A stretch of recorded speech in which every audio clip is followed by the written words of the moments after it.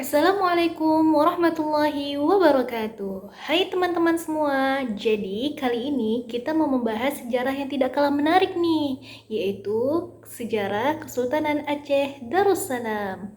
Pada penasaran? Yuk dengar sejarahnya.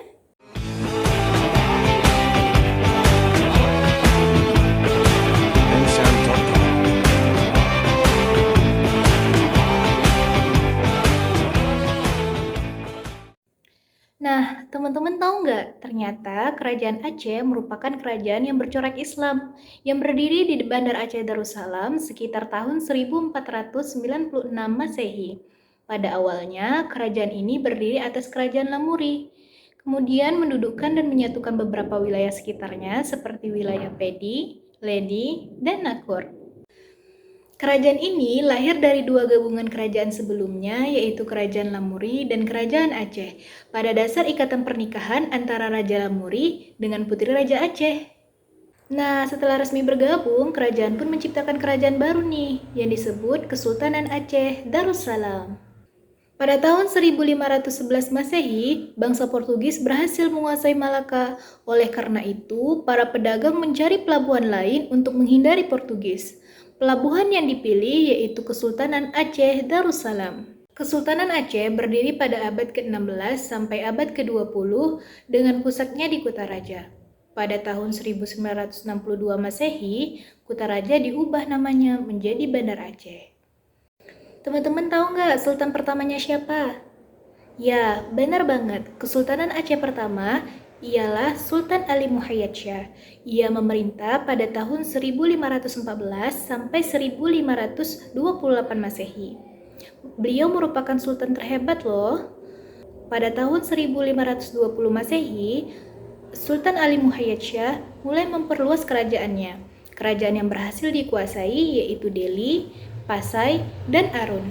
Setelah menguasai beberapa wilayah, Sultan Ali Muhayyad Shah mulai mengincar Malaka. Namun, sayangnya terhenti setelah Sultan Ali Muhayyad Shah meninggal dunia pada tahun 1530 Masehi. Setelah itu, beliau digantikan oleh putra sulungnya yang bernama Sultan Salahuddin, yang memerintah pada tahun 1528 Masehi sampai 1537 Masehi. Namun, sayangnya Sultan Salahuddin tidak dapat memerintah dengan baik.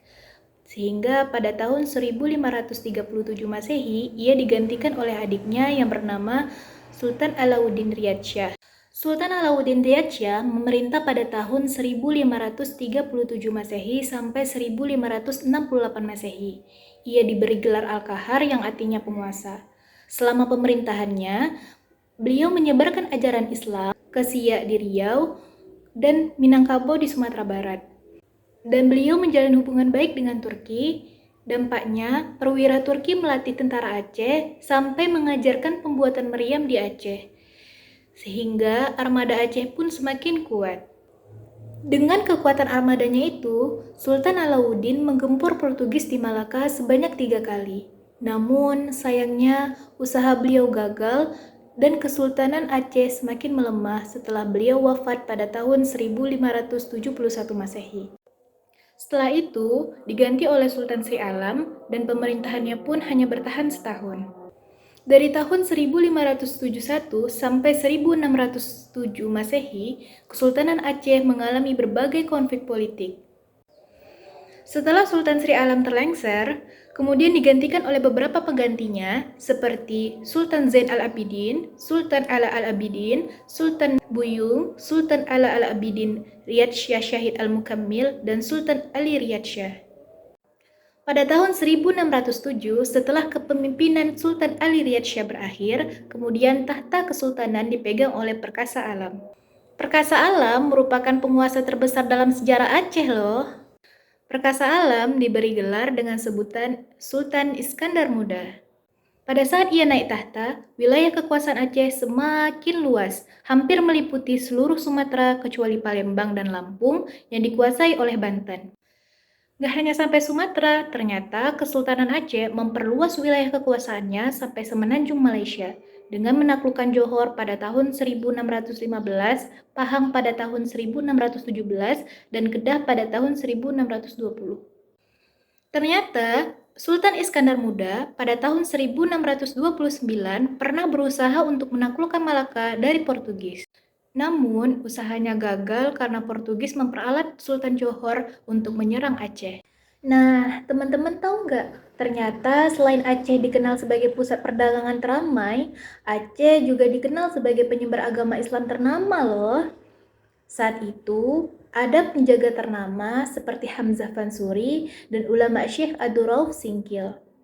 Beliau adalah orang pertama yang berhasil menerjemahkan Al-Quran dalam bahasa Melayu. Tapi, lagi-lagi, setelah Sultan Iskandar Muda wafat pada tahun 1636 Masehi, Aceh mengalami kemerosotan. Kesultanan Aceh, meskipun telah runtuh secara formal pada awal abad ke-20, tetap memberikan dampak yang signifikan terhadap pendidikan hingga sekarang. Beberapa peranan pentingnya seperti warisan lembaga pendidikan Islam, pendidikan berbasis nilai-nilai Islam, sejarah dan identitas budaya Aceh. Dan yang terakhir, pengaruh ulama dan cendekiawan.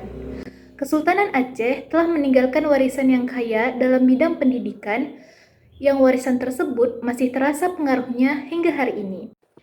Nah, kita udah selesai nih membahas Kesultanan Aceh. Bagaimana? Seru kan? Kalau gitu, sampai jumpa di lain waktu. Assalamualaikum warahmatullahi wabarakatuh.